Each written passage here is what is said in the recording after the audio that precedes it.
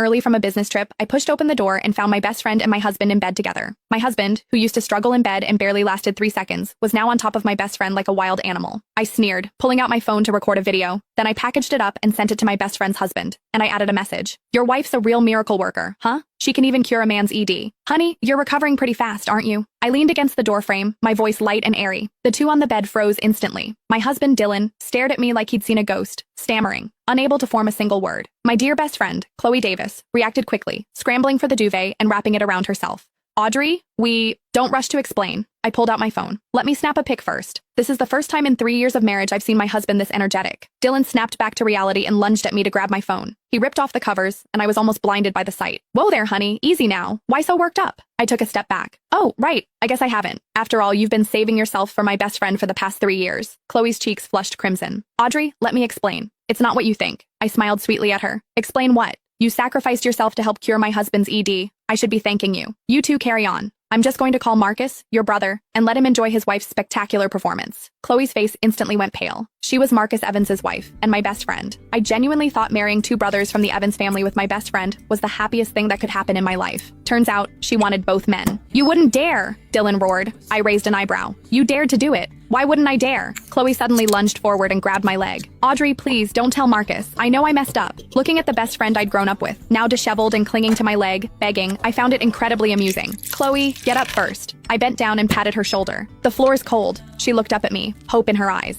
I continued, if you stay like that, my husband will feel sorry for you. Then, I turned to leave, but Dylan grabbed my arm. What are you doing? Are you trying to ruin our family? I clenched my fists. My eyes narrowed in a smile. That was truly shameless coming from him. I need to go to the hospital and get checked. See if it's my problem. Why is my husband useless with me but such a beast with someone else? Dylan's face turned bright red. I held up my phone. Want to see the photos I just took? The composition, angle, and lighting are all perfect. It'd probably go viral on TikTok. Chloe suddenly pounced, trying to snatch my phone, but I dodged her. I smiled. Oh, right. How about a caption? Something like, sweet moments with my husband and my best friend. You! Chloe trembled with rage. Just then, my phone rang. It was Marcus. I put it on speaker. Hey, Marcus. I'm downstairs. What's the apartment number? Marcus's deep voice came through. Chloe's pupils constricted, and her body visibly trembled. Footsteps echoed from outside the door. I leisurely leaned back in the chair, pulled out my phone, and started recording. Marcus pushed the door open, his face expressionless as he scanned the room. His gaze swept past a disheveled Chloe, finally settling on his utterly bewildered younger brother, Marcus. Dylan called out, his voice trembling like a leaf. Marcus didn't speak. He just turned to me. Recording? I paused, then quickly nodded. Yep, recording. Chloe crumpled to the floor, tears streaming down her face. Marcus, it's not what you think. Shut up. Just 2 simple words, but Chloe gasped as if her throat was choked, unable to utter another sound. I sat in the chair, watching the scene, a strange sense of